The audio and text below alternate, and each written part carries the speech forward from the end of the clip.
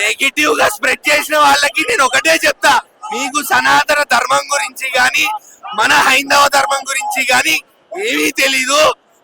గమ్మున వెళ్ళిపోండి, వెళ్ళిపోండి ఇక్కడ నుంచి. మీరు ఎక్కడికి కావాలంటే అక్కడికి వెళ్ళిపోండి.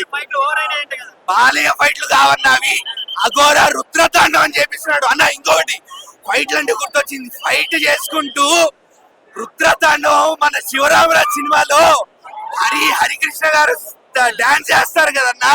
నేను వెయిట్ చేస్తున్నా, మా ఫ్రెండ్స్ కి చెప్తానే ఉన్నా, ఒక్క సీన్ ఒక్క డాన్స్ అలా పడితే చాలు, ఇంకేం అక్కర్లేదని.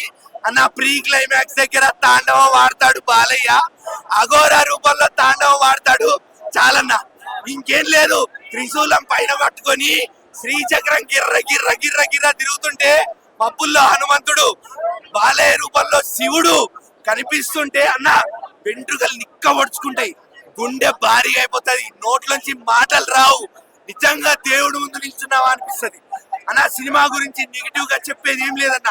నేను ఎస్పెషల్లీ హైలైట్ చేసేది మాత్రం అమ్మతో పెట్టిన ఆ సీన్లు, అది ఆ ఎమోషన్స్ చాలా బాగా వర్కౌట్ అయ్యాయి.